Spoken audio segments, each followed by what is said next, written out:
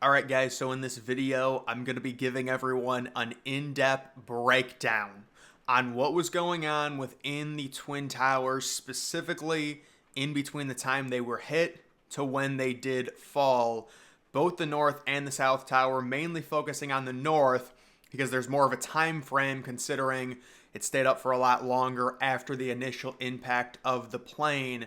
But what was happening inside the towers, both the North and the South, and there were reports from people within the South Tower that floors were actually collapsing onto each other before the South Tower fell.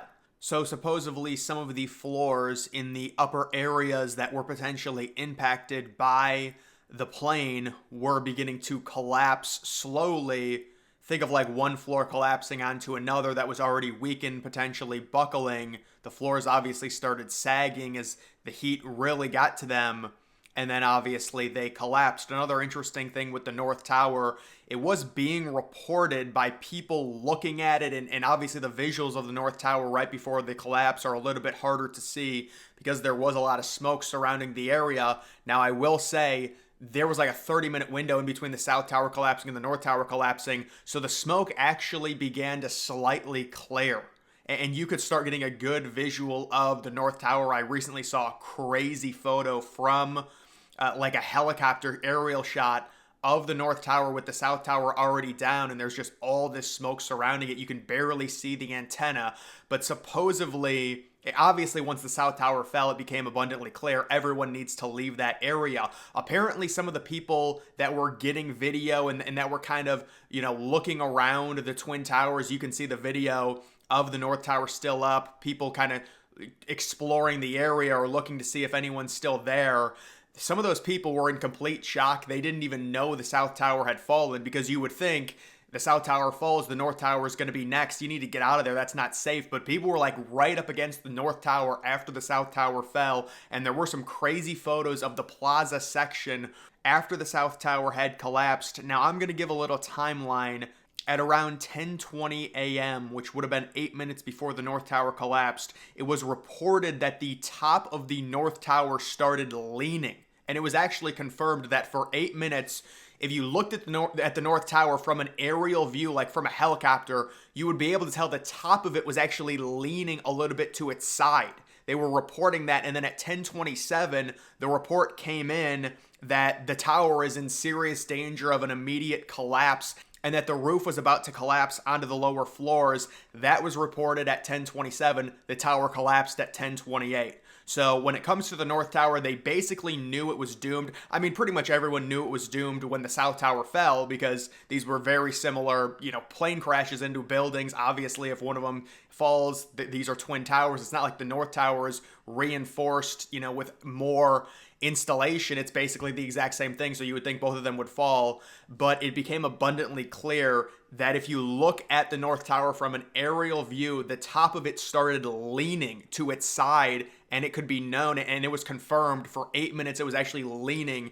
The South Tower actually did something similar, but it was only about a 5 or 6 second period where you could tell the South Tower was going to collapse because it started leaning very slightly, and then 5 seconds later it fell. But the North Tower apparently was leaning. The upper floors were leaning for about 8 minutes, maybe even longer. Maybe they just realized it because, again, there's a lot of smoke surrounding the area. But that's just a crazy fact that it was actually leaning for 8 minutes. The top of the tower was right before collapse, and then 1 minute before collapse, there were experts that reported, yeah, it's about to go down. We're noticing stuff. It's really bad. And then it collapses a minute later.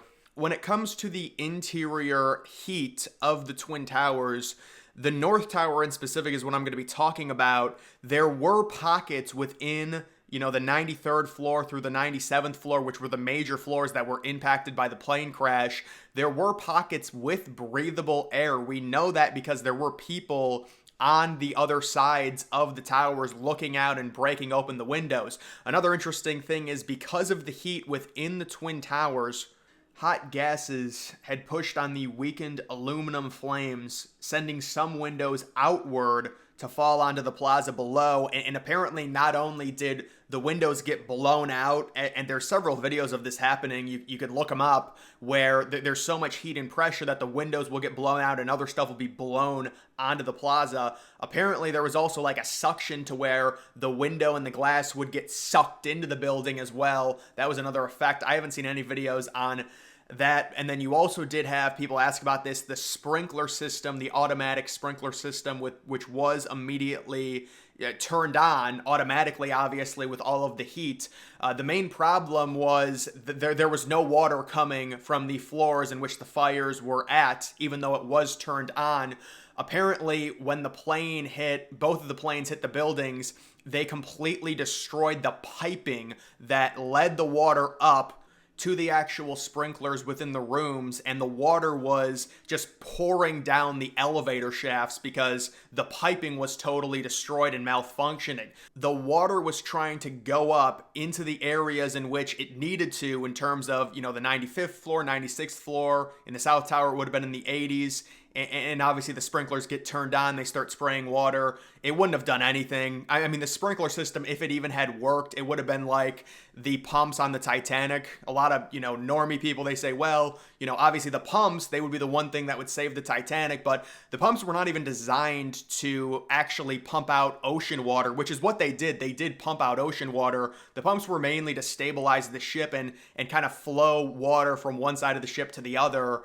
So the pumps really weren't going to do anything. It's the exact same thing with the sprinkler system within the Twin Towers. You would think, well, if the firefighters can't get up there, you've got the sprinklers spraying water down, possibly, eliminating the fires. That just was not going to happen. The fires were way too strong with the jet fuel, and they were spreading throughout the building. Now, initially, the fires got starved of oxygen on the immediate impact. That's why you see the immediate impact, and then the fires die down, and then they kind of spread throughout the building and ignite everything, and then get more severe because there's really nothing to stop them. That's the main issue with these fires that are uncontained. Whether it's in the Twin Towers, whether it's a forest fire, you really can't stop it. The more it catches and ignites, it just gets catastrophically worse. Now, when it comes to the impact zone and the floors and the overall temperature, if you're talking about in the North Tower, like floors 92 to 97, there were very small pockets where it was livable, but at a certain point, apparently, it became completely uninhabitable to be on those floors,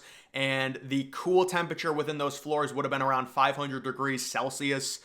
It got up to around 1,000 degrees Celsius that was reported on those floors in the North Tower. That's just how hot it was, although there were very small pockets where you could potentially be, and there were people in some crazy places in the North Tower that, you would assume, obviously, it's not going to be crazy hot if they're still able to wave out and things like that. They broke a bunch of the windows, obviously, due to the smoke. That was mainly on the upper floors.